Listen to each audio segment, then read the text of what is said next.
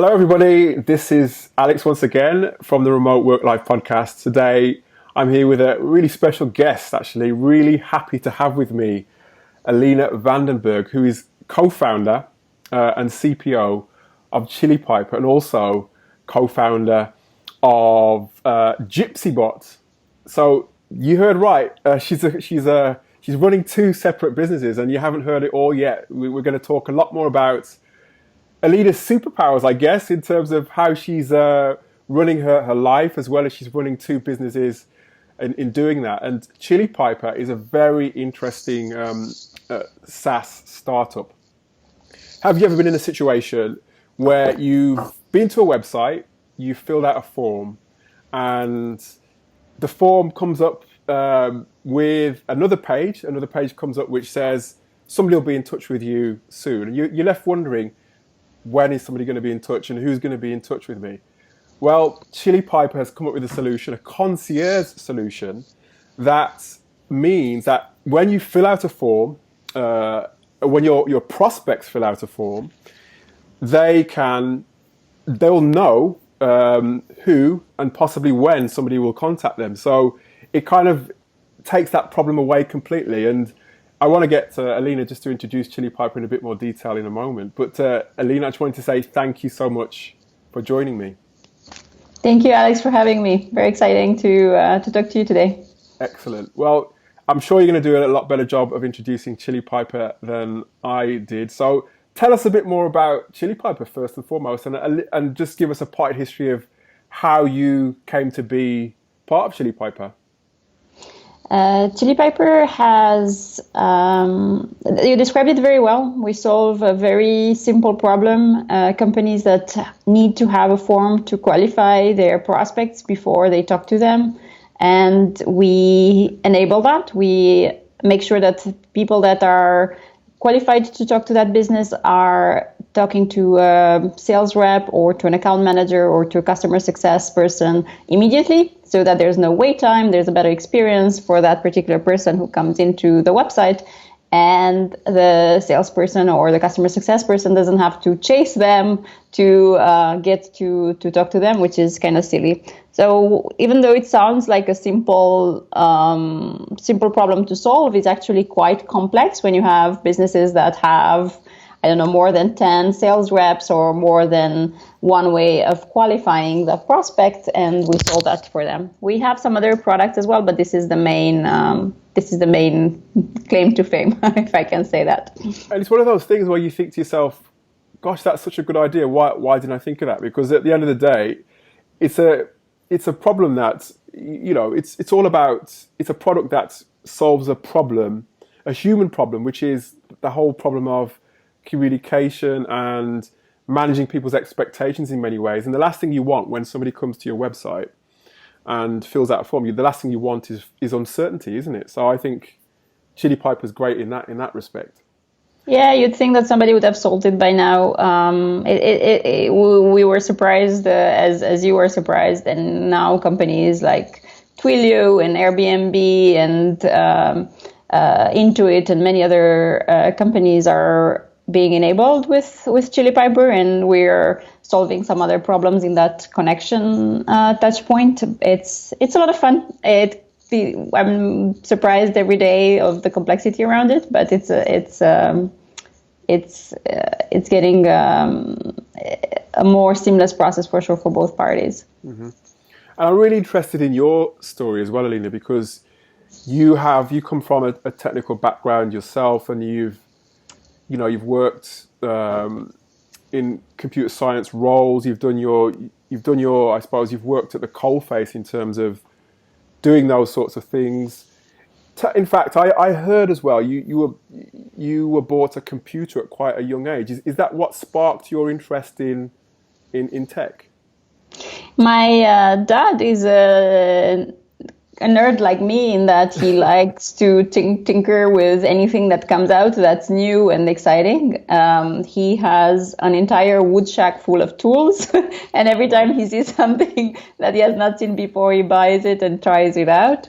And he instilled that kind of same type of curiosity and excitement for new things in me as well. as soon as he could afford, it was not easy for him. As soon as he could afford to buy me a computer, he did. And he was very hands off and said, you can discover it. You can figure out how this thing works. I did a lot of silly things at the beginning. I don't know if you remember that we had a hard time with storage on computers early days. We had like floppy disks and stuff. Wow. And I figured out that I'm going to clean the space disk for my computer and deleted all the configuration files. That was like the first day. Wow, so you completely wiped out your computer on the first day. Yeah. That's incredible. And I suppose there's a few people who are here, listening and watching who may not have handled a floppy disk, but that's going back a few years ago. That's I can't remember the last time. I don't think my computer even has it definitely doesn't have a disk drive. I know that for certain. So, I don't have a CD-ROM even. No, a CD-ROM either. So that's it's going back a way. But I think that it sounds like that is what really piqued your interest in tech, and it's kind of tell me how you've built from there to becoming Chief Product Officer then of Chile Piper. How has that all come about? So I have this interest in technology from my dad, and then I have a very polar opposite from my mom, which is an interest in art, an interesting in visuals, and interesting in colors and shapes, and which goes very well with product, because you have to, when you build software in general, you have to have a sensitivity for the velvet and for the way the product is visually represented to the user. So that the two combination kind of went very well together. I didn't know at that time in school that product is even a thing. I don't think that kids in school are taught that product is even a career path. Still now, not. No, it's a very abstract thing. I don't even know I don't know how I would explain to a 10-year-old what product is. But now that they get to experience their iPhones with Snapchat and TikTok, they understand that there's somebody behind that product, and they understand that somebody makes decisions on how that product behaves and what features go. So it becomes a little bit more tangible, and understand, okay, maybe I can be the decision maker for this product as well, and maybe I can do it. It's abstract, but it's more tangible now that they have phones in their hands. No, yeah, definitely. I think even because obviously I've got children of my own, and my oldest she's choosing her subjects now, and she's thinking about university. And even to this day, I mean, as much as the schools say that they try, I think they're way behind in terms of introducing children to technical aspects, or even joining the dots between the artistic side of things and the technical side of things. There's still a long way to go in that respect. But it sounds like you were able to connect the dots yourself, and it's built into a wonderful career. But I also get the feeling as well that you had a burning desire to be your own boss rather than be managed, or at least be in a workplace that somebody was actually telling you what to do. I think I get the feeling that you wanted to be the person who was calling the shots. Am I right in saying that? It's an interesting topic. The leadership and the entrepreneurship that gets built in. Me and my sister, we have the same education, same type of parenting, same school teachers, same everything. And yet from very early on, I had a very strong independent personality. I would not want to hold my mom's hand. I wanted to explore things. I wanted to be on my own and try things. I definitely have a very riskier type of personality. I am okay with risking things. I'm okay with losing everything. I'm okay with going to a certain extent that many of my friends probably are not comfortable with. And I don't know if I was just born like that or something just clicked and I just I had this entrepreneur bug in me, but I can definitely see sign across the way that I was interested in starting things on my own. I always was, and I had a million odd jobs as a kid that would reflect that. And you even were before your high school, you were you had your fingers in entrepreneurship there. You were actually engrossed in entrepreneurship. Was it a lipstick business? I think you mentioned. Yes, I had 40 sales reps that I was managing to make it 40? for cosmetics, and I Oh, wow. also managed the bills for water and heat in my building. I was also teaching math classes. I was training some IT classes. I did so many things, so many odd things, very, very early on. I think I might have started around, I don't know, 7, 8, something like that, very early on. Well, I think that. I mean, I like that. I mean, I again, when it comes to my children, I try to get them to immerse themselves in as many things as possible because I think that's the only way that you can really understand what you like and what you don't like. I think. I don't know. I was driven for sure by economic issues at that Okay. time because we were in communist Romania and my parents were workers in factories, and the means were definitely a problem, and that sparked my interest in starting things that would give me independence.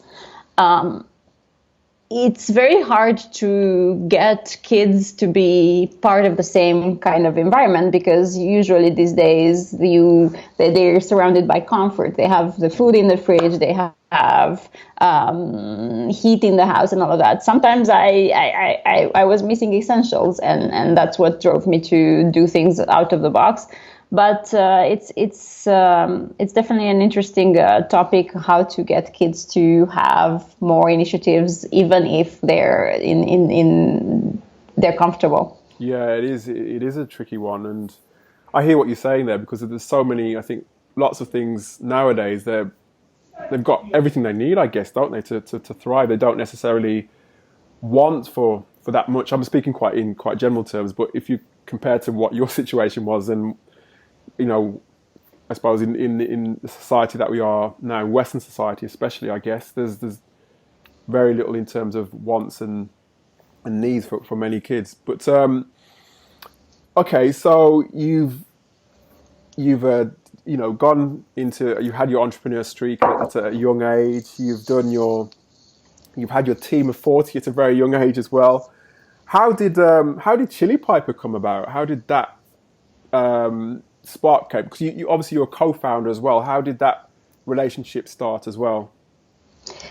It didn't start immediately. I didn't understand that I was an entrepreneur. I did not understand that I was passionate about building something on my own. I started as in a corporate job, like most of us, and starting understanding how corporation function. And I was part of a big healthcare company, a big education company, a big media, a big finance company as well, and I was a bit of a bull in a Chinatown in that I didn't fully understand how politics within different corporations work. I knew that I wanted to be at the top, but I didn't quite understand at the beginning how that whole process works. I obviously had to learn the hard way, but I've learned some good politician-like, I guess, skills in how things can be managed and how you get things to happen and how you get things to move.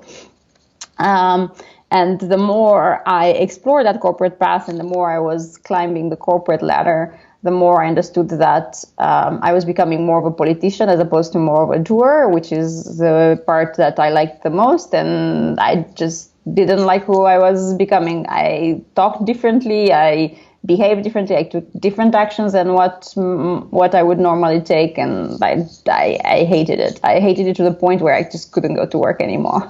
I was like, it's painful. And I was making more money than I could ever imagine. I never imagined that I could earn that much, and I was not happy. So when you're at that point where you're not happy, what kind of steps were you taking to kind of get yourself out of that situation? Because I mean, I've been in a similar situation to that myself, but I've felt that.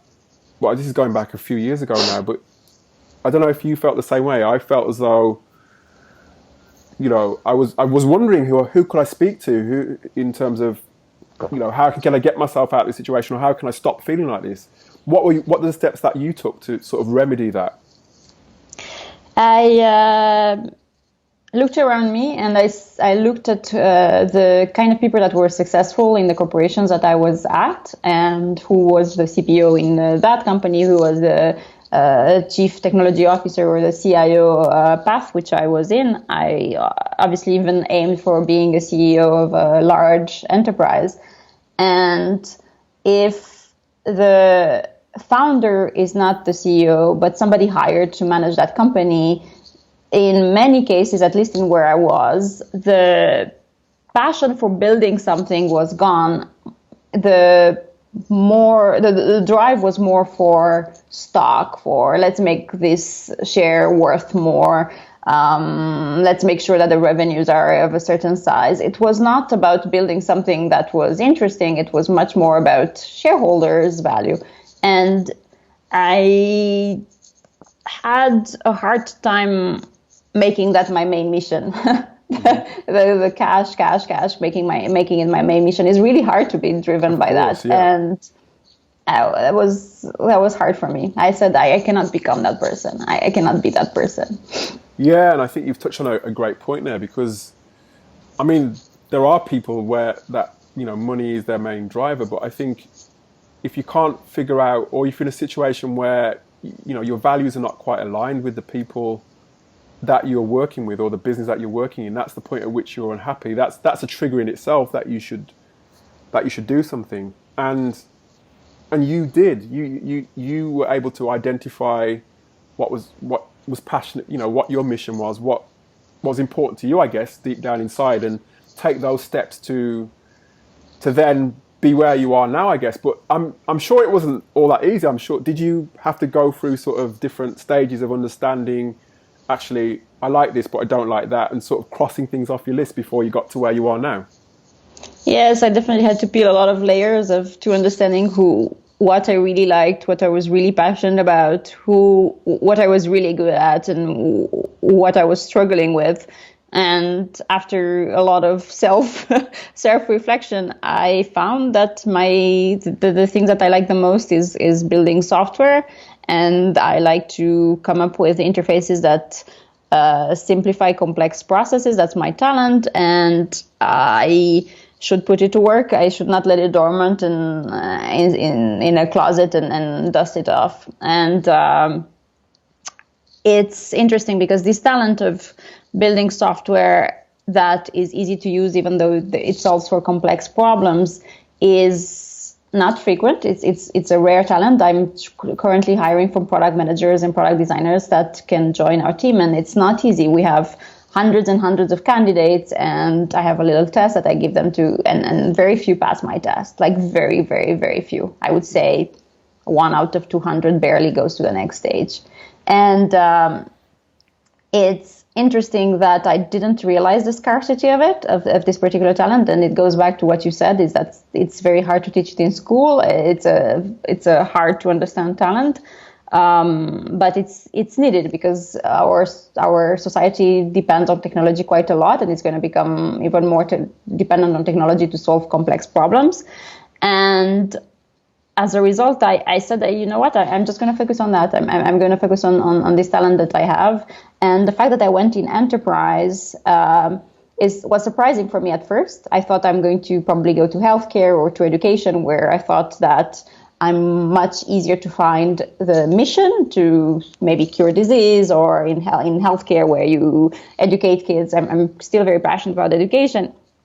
So the path of enterprise was a bit unexpected, but I understood that because of the scarcity of talent in solving complex problems, even fewer people go to enterprise software. People are much more, if they have this talent, are much more likely to go to consumers products that they have an affinity for. So it was an interesting path. I was exposed to enterprise software because of the roles that I had, and I always thought that they were clunky and hard to use, and they were not solving my problems. They were not making my job easier. And I said, there has to be somebody to make these jobs easier. There has to be somebody to make people happier when they go to work and make their jobs easier. And I can be that person. I have the right exposure to solving their problems. And I think you've highlighted a great point, as another great point, because I mean, I've interviewed Nick Francis of Help Scout. I've interviewed some great leaders of not just tech leaders, but people who really talk about understanding yourself, understanding what problem it is you're trying to solve first before you then talk about the skills you use or the skills that you want to use in order to solve that problem. Because a lot of people go about it the wrong way, like you've just alluded to. They talk about all the skills that they have and all the projects that they've worked on, but they haven't necessarily gone through the path that you've gone through in actually using those products or at least understanding what the problems are and then picking a problem to solve. And maybe even, I suppose, when you think about healthcare is an obvious, there's obvious problems that people can see in healthcare, but in enterprise, I guess there aren't obvious problems unless you've sort of really be part of it. Be part of those problems. So I love that. And this is a valuable lesson. If anybody's going to be applying to any of Alina's roles, don't think about your product skills or your tech skills first. Think about the problem that you want to solve. And if you're not yet at the stage where you can apply to Alina's roles, go and work in tech and understand those products more and understand the problems behind those products, so you can then present yourself as a candidate who can solve them and help Alina out. So yeah, I love that. I love that particular scenario. And going back to Alina, so you've identified yourself now that these are problems I want to solve. I'm going to fast forward quite far because I noticed a post of yours on LinkedIn. It was around about 2015, 2016, where you talked about quitting your job, right? And that's a pretty big milestone, I guess. And building a startup. Tell me about that. It was not easy because you go from a lot of income to zero income, and at that time I did not have savings, so it was not it was not an easy jump, but I could not do it anymore. I just could not continue that path. And at the same time, my husband, who's a serial entrepreneur, kept insisting that I should join him, because we have such complementary skills. I said, you know what, I'll give it a try. I'll give it a try at least 1 year, and I'll give it everything that I have so that I don't regret it. And I've not looked back. I've not looked back ever since. So you wouldn't go back into corporate life now? No, I would rather live in a trailer and sing. I don't know. I would not. I cannot go back. Well, it sounds like, I mean, you're on an upward trajectory with the business anyway, so it doesn't sound like you need to look back. It sounds like it's going in the right direction. It's a lot of fun. Excellent. And I think that the reason why I like it so much is it's not because I'm no longer part of a machinery that the corporate system can feel like. It's because I have the opportunity to instill in our company the kind of values that I find important when working with others. In that, for instance, we don't have much hierarchy at Chile Piper. We'll have to have some sort of hierarchy as we're hiring more people, but we have like a very flat process right now, and it feels like you're working with a lot of smart people and you're influencing each other in the right way when you're building things. And diversity is important for me, and kindness is important for me, and ownership is important for me, so that everybody can feel like they're contributing 100%, not just a cog in the wheel. And that's what makes things even more interesting. No, I think so, and values as well. It's just what makes me tick. It's what kind of it makes anybody tick.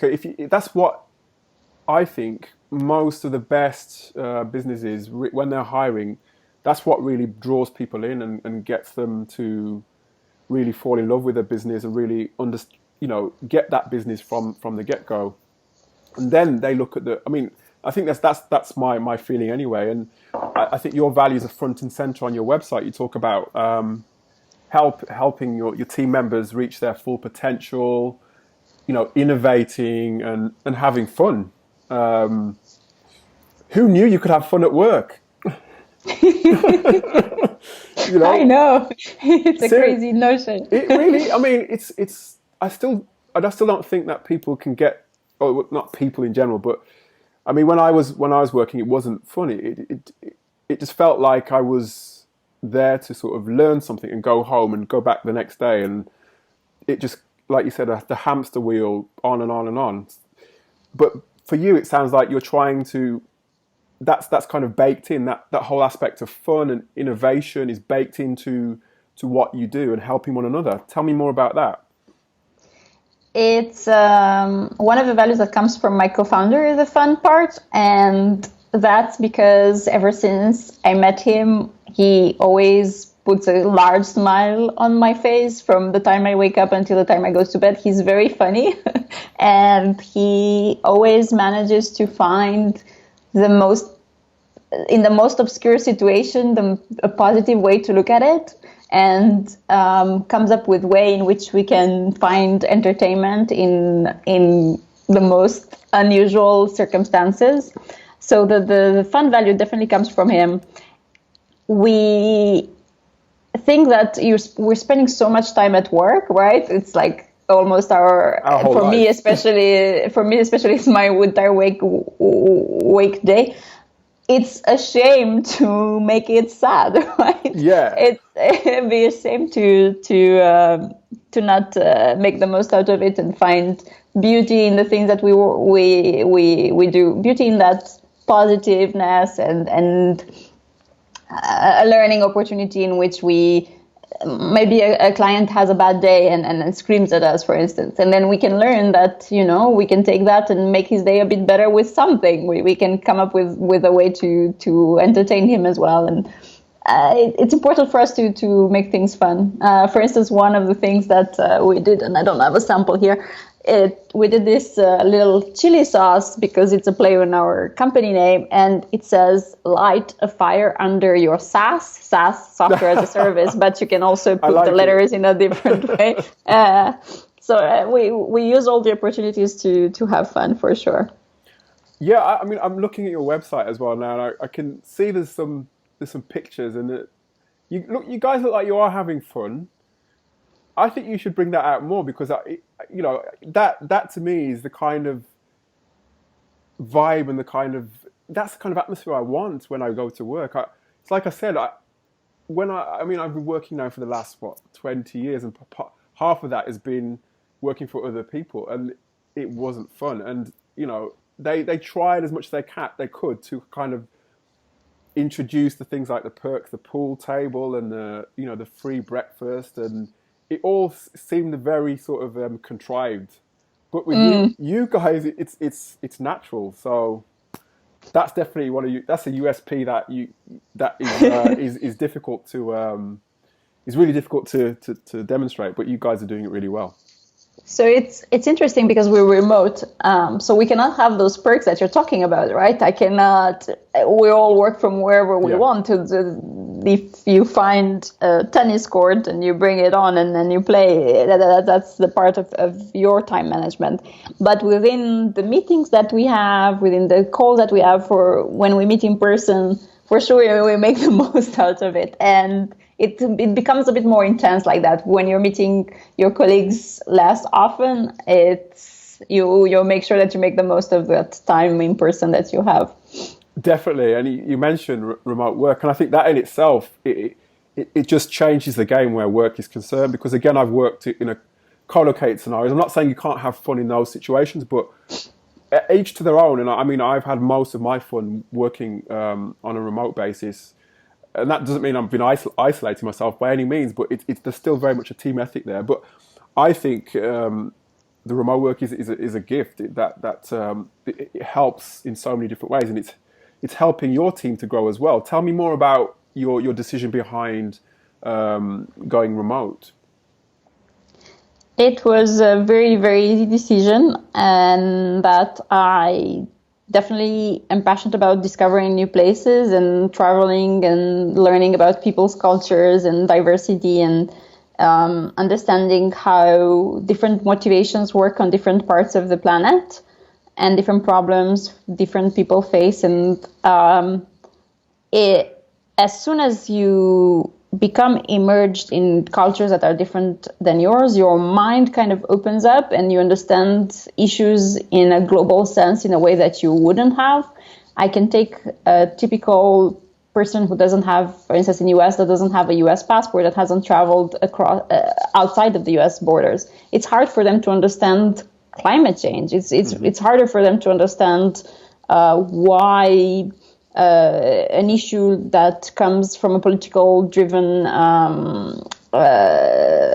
campaign for something to happen in Iran or Afghanistan. All these things are very abstract. Yes, they're headlines in a newspaper, but they don't affect you, so they become completely irrelevant to your life. Whereas when you travel and you've been to some of these places, you've been to Egypt in the center, you've been to Turkey, to Istanbul, you've been to China. Those stories, they become meaningful. You understand how these people get affected, and that is not only your borders that are affecting how you live. And because of that diversity, I feel like I'm a better person, and I would love if I can share that kind of growth that I've experienced by traveling to many other people. It's not so much about it's not so much about culture, but it's more of understanding how issues affect us all when we're doing something, how everybody gets affected. And I love to share that, and I'm really grateful that we're quite diverse right now. We're from so many countries and so many cities, and as a result, I feel like we're all learning from each other so much.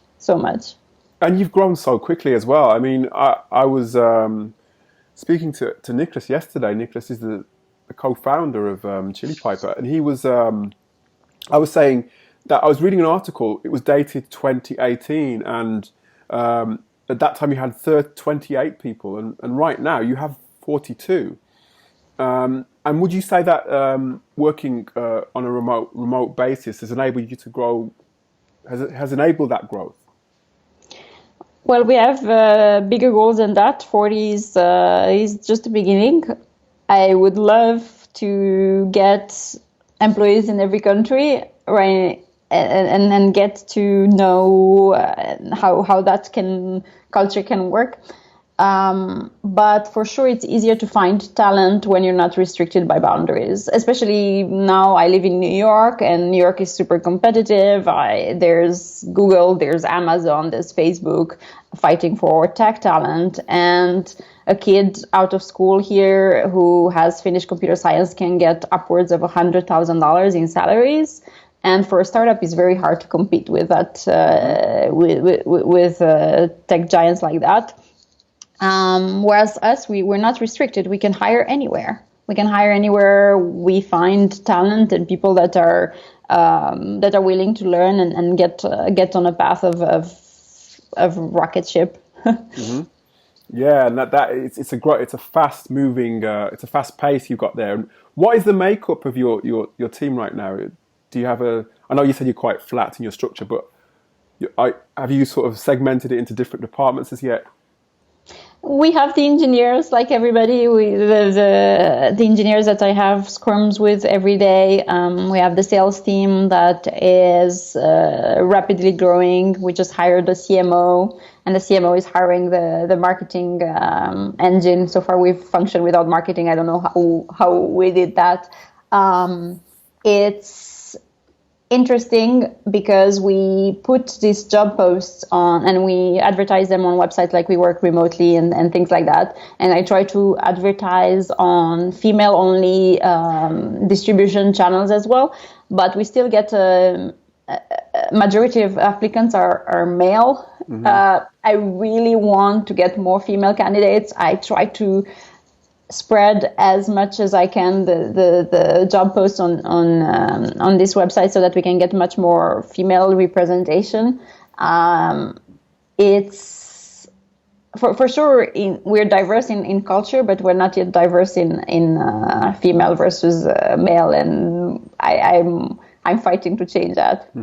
Yeah, I mean, I don't know if you read the website, but that's one thing that I'm passionate about also, because obviously there's a disparity where that's concerned, isn't there? And I think there's so many different theories. That, is it a pipeline issue? It's a pipeline for us, for sure, 100%. So such a small percentage of female. It really is such a small percentage, and it's hiring in itself is difficult enough without trying to find a needle in a haystack, isn't it? So it's one of those things that I'm really passionate about, and if you are looking for a new role, I'd urge you to go and have a look at Chile Piper's website and speak to Alina, and I'll share this out as far as I can as well to hopefully drum up some support your way, Alina, as well. That'd be awesome. That'd be awesome. I have a very interesting recruiting process that I don't think anybody else has. I don't look at resumes. I do not look at schools. I don't even care if they went to school. Wow, okay. I don't care how long they've been working. They could work 10 years or a month. I don't care. Mm-hmm. What I really care about is that they do well on my test. And my test is very hard, as I was telling you. Mm-hmm. And it's interesting. I don't even look at their names. So I don't even know what country they come. I don't even know their gender. I don't know anything. I just looked at the test is well done. I'm really tempted to ask you what's on that test, but I'm sure you're not gonna divulge it, are you? You're not gonna say. But that is very unusual. I mean, there are aspects of that are kind of becoming more free used now. So, for example, no resumes and a blind interview essentially, but it's blind completely. But I think the experience factor is quite unusual, especially in remote, because a lot of people I've spoken to, a lot of the CEOs I've spoken to, hiring managers, say that they ideally want people who have some experience of whatever it is that they're going to be doing, because they don't necessarily want to be holding their hand or having to sort of guide them through certain steps. But yeah, that is unusual. But I'm intrigued, Alina. I'm really intrigued. Well, it's the skills. When you start work, it's having the right skills to do the job really well. And those skills are not reflected in the resume or in anything else but your work. So that's the part that I'm testing with it, and it's a timed test, so that has some super hard questions and some super hard things to do within a super restricted time. So you have to be super greedy and super motivated and multitasking at the same time. So I think that's the reason why it's harder than the normal recruiting process. So other than We Work Remotely, a bit of a plug there for We Work Remotely. What other places are you advertising your roles, and how are you attracting people to the Chile Piper? We have a network of recruiters as well in some countries. We have some websites where we post. We also get a lot of applicants from LinkedIn. We are quite active on LinkedIn, not as an outbound channel, but more because our salespeople post whenever they see something interesting, and then somebody else sees their post and they see, oh, these people are having fun. Versus our account executives, like, I don't know how they manage to find each other, but they love skiing and snowboarding. So they often post videos and pictures of them snowboarding, and people wonder, well, where do you work, on top of mountains? Yeah. It's an unusual post for a salesperson. And similarly, we have our customer success team just decided to move to Colombia. So they post a lot of pictures in like super cool places and at the carnival. So people are interested, and they say, oh, these people do not have your typical 9 to 5 job. So I want to be part of it. I think that's a big hook. And, TaxJar as well, taxjar.com, they're going the same route in terms of they focus on their values as well, and they focus on what they do outside of work, because at the end of the day, you can get 1 million people that have got like a product manager CV or a marketing manager or a marketing director CV. But at the end of the day, if what really hooks people in, I guess, is the things like the travel, is the things like cooking, or is the things like the things that they share, the things that they have in common, right? That's what draws people in. Definitely, there's an aspect of similarity in hobbies and passions, and obviously the community is very important for every one of us, and being part of that community, not on that business that you work timetable, but on your own timetable. So that, I don't know, if you have a kid and you want to pick them up at a certain time from school, there's no restriction on that. And if you want to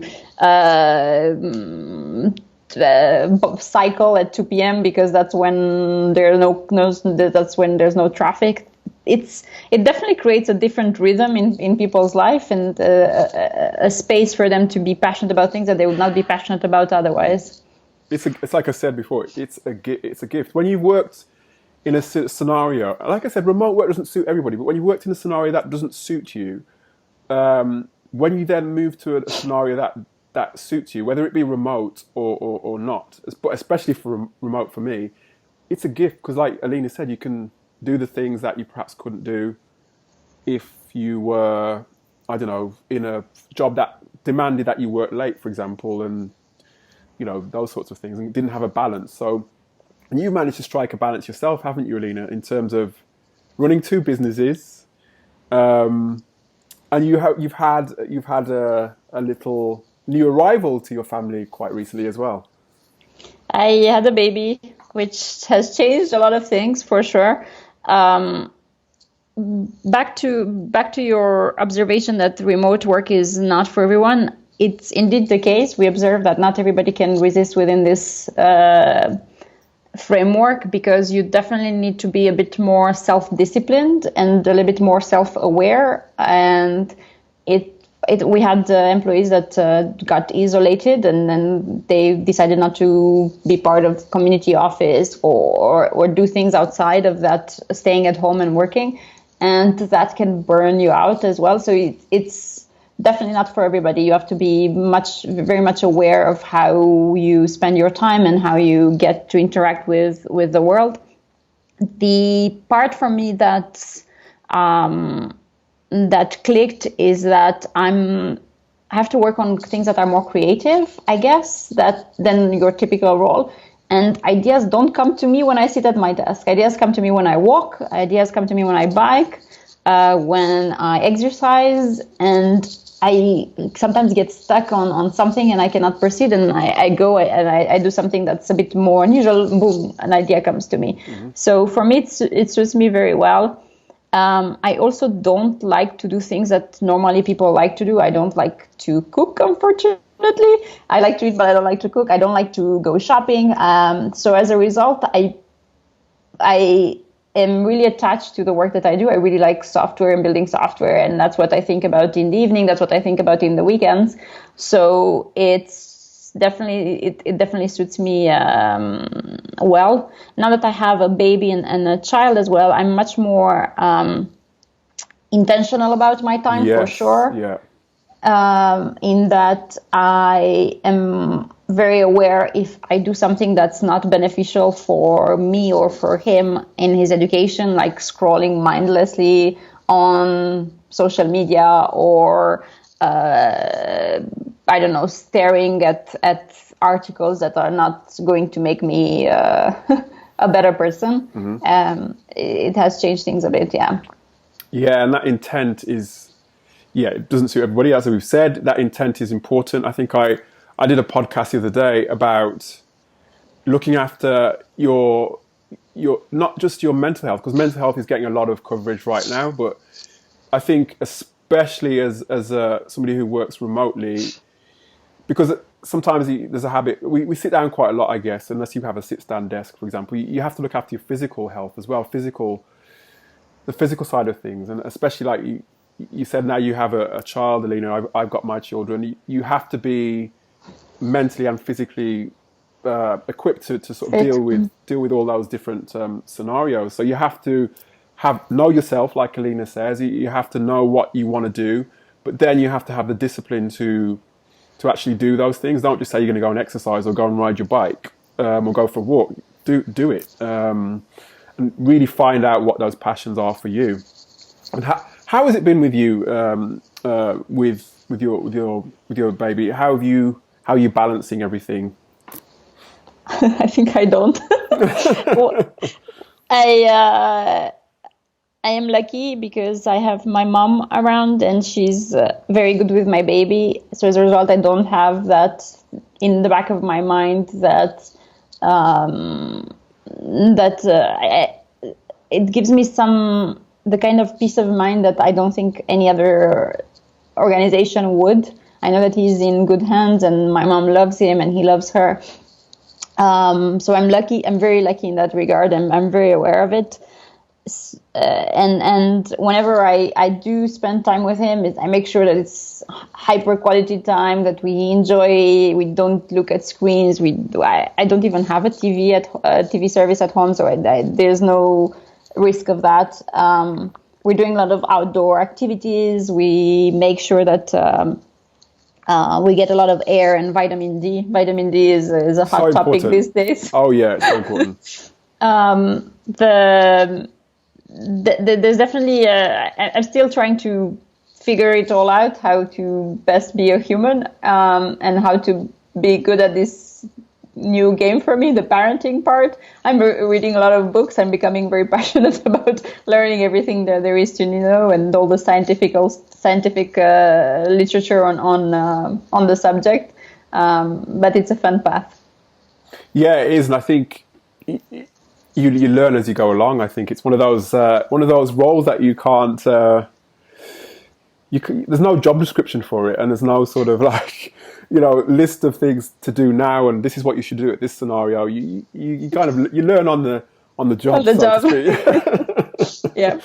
And that whole thing of balance, I think that word balance, I suppose, it does it puts people under pressure, doesn't it? Because it makes you think that everything should be sort of like perfectly aligned. But for me, what I've learned is that the balance is that everything is as happy as it can be. Everything is sort of ticking along as it can be. That balance does change, but it kind of, you work it out. You work it out eventually.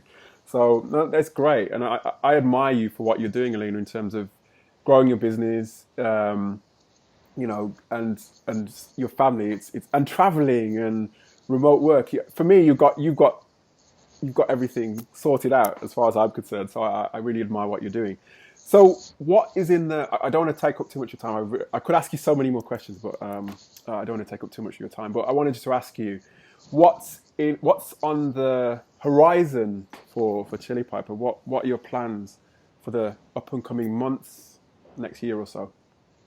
Well, first of all, I want to just step back for 1 second and just pinpoint something in that you are definitely a positive person and showing a lot of gratitude. And I think that's a super important value. We often forget that gratitude should be part of our everyday routine. It changes a lot of things and it allows us to view things in a new light. With that said, I think that as I'm looking at the future of Chile Piper and our company, keeping that particular value is very important to me at scale. Mm-hmm. Making sure that people don't forget to be kind to one another, that we don't forget to be grateful of the things and seeing positiveness in our interactions is going to be interesting to manage at scale. Keeping a self-starting orientation in everybody to have that kind of ownership where everybody can affect everything and there's no organizational structure is going to be interesting at scale as well. Mm-hmm. So there's definitely a lot of thinking that we'll have to go through in terms of operations as we're scaling and how to keep that same fun attitude that we have towards work. At the same time, in order to sustain ourselves and in order to sustain our employees, we have to grow revenue as well, of course. And that is important in everything that we do. We have to become sustainable and be economically viable. So we're going to look at how that can change things as well. Our products right now are all available to enterprise setup. So you have to talk to a rep to set you up because they're quite complex, but we're currently exploring ways in which we can make them available for self-service so that people can come in and just set themselves up. It's not entirely easy, but for certain use cases it is, if the company is smaller. So that's what personally I'm focusing on right now from a product perspective as well. And as a result, I'm hiring super smart designers and product managers. So if you have anyone who's listening to the podcast who wants to work from Hawaii and to work from New Zealand on cool, on hard problems, please go to our website and apply. Don't get scared of the test. But those are the things that I'm thinking about that are at the top of my mind. Well, guys, I did try to get as much as I could out of Alina about the test. I wasn't fortunate to do that. So what I will ask her, though, what I will ask you, Alina, is how can somebody make themselves an attractive potential hire to your business outside of their... Well, yeah, I'll just leave the floor open to you. It's not only Chile Piper. I think it's any organization, anybody trying to grow and be a better suitable candidate is exposure to as many diverse things as possible. It's very important that we get skills that are complementary to each other, but also quite diverse in that if you're, for instance, an engineer, you should definitely look into design. You should definitely look into interaction design. You should definitely understand product management as well, because that makes you a better engineer. Similarly, if you're a product manager, you should definitely understand a bit of JavaScript, a bit of Java, a bit of all these languages, because then you can talk better to the engineers, understand their problems, and understand where they're coming from. And it's the same for every role. As soon as you can expose yourself and be curious, just be curious about different areas of expertise, you just become better. So I think that's a general thing that can apply to not only Chile Piper, but for any other job that one can apply for is arm yourself with diverse skill set. Absolutely. And yeah, I would agree with you, because that what you've just said is reflected by many of the other people who are hiring and many of the CEOs. That is just that diversity of skills, of thought, of all those critical sorts of thinking. Yeah. Well, Alina, it's been absolutely wonderful speaking to you. As I said, I've got lots more questions I'd like to ask, but I know you're busy. Anybody who is curious about Chile Piper and the jobs, please go to chilepiper.com. That's CHILI Piper.com. and have a look at their jobs pages and check them out. And I recommend having a look and seeing what you can see. But Alina, thank you so much for joining me on the Remote Work Life podcast. I'll certainly be keeping an eye on what Chile Piper is doing and what you and Nicholas are doing. So all the best with it for the future. Thank you, Alex. I had a lot of fun.